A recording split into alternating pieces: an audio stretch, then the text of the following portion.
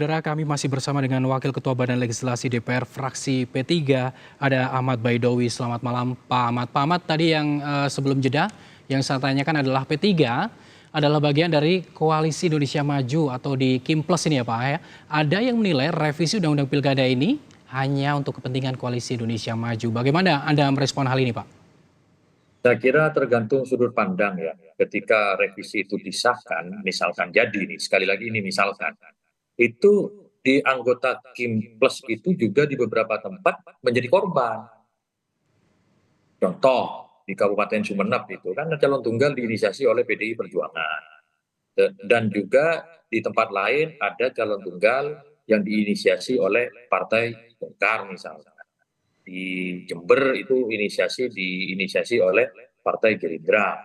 Banyak hal-hal yang seperti itu. Terus kemudian yang menjadi sorotan adalah Jakarta. Sementara yang mengalami ini semuanya seluruh Indonesia, tidak hanya di Jakarta. Namun sekali lagi hal itu tidak berlaku ketika DPR membatalkan mengesahkan RUU ini.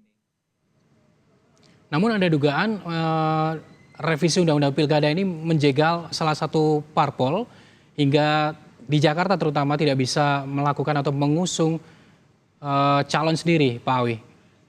Sekali lagi kami tegaskan bahwa ketika misalkan RUU ini diberlakukan, maka tidak hanya berlaku di Jakarta, tapi di beberapa daerah lain itu yang menjadi korban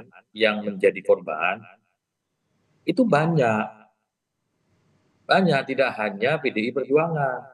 Contoh di Kabupaten Sumeneb itu P3 yang tinggal sendirian tidak bisa berangkat. Terus di Kabupaten Jember misalkan ada koalisi besar dipimpin Gerindra. Terus di Kota Batam misalkan diinisiasi oleh yang lain. Di beberapa tempat diinisiasi oleh Golkar misalkan. Itu hal yang biasa, sama saja sebenarnya. Cuman ketika di Jakarta seolah-olah di framing ini hanya berlaku di Jakarta. Padahal itu juga terjadi di hampir seluruh kabupaten, kota, dan provinsi di Indonesia. Namun demikian, asumsi-asumsi itu sudah nggak berlaku lagi ketika DPR membatalkan revisi Undang-Undang Pilkada.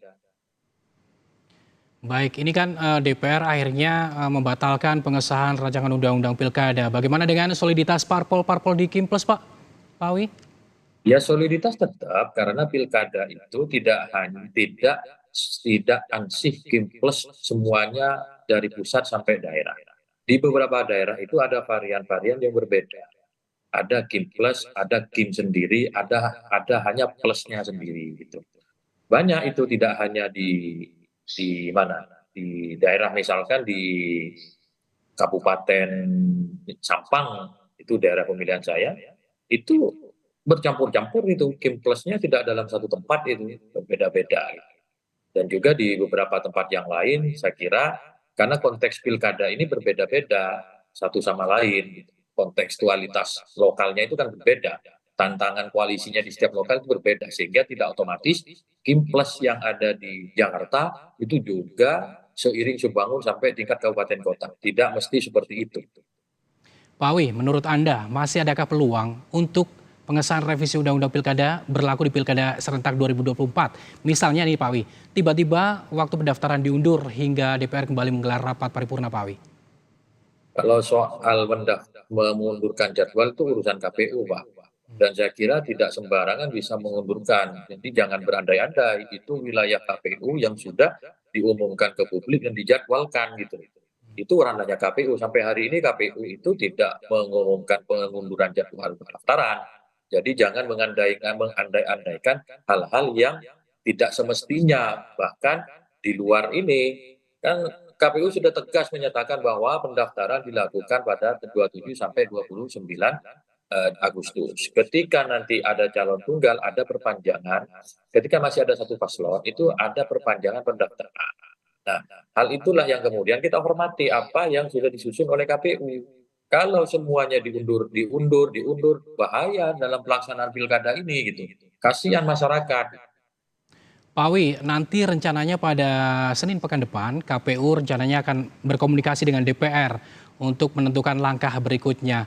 Pak Awi bisa memastikan bahwa nanti hasil keputusan dari KPU dan DPR ini akan putuskan mematuhi putusan Mahkamah Konstitusi, Pak Awi? Ya pastinya begitu karena norma hukum itu kan berlaku dan apalagi itu menjadi ranah PKPU, materi muatan dari peraturan KPU. Kita serahkan aja kepada kawan-kawan KPU bagaimana menafsirkannya. Baik, terima kasih Pak Awi, Wakil Ketua Badan Legislasi DPR fraksi P3 Ahmad Baidowi telah bergabung di Kompas TV dalam Breaking News Kompas TV pada malam hari ini. Terima kasih Pak Awi. Terima kasih.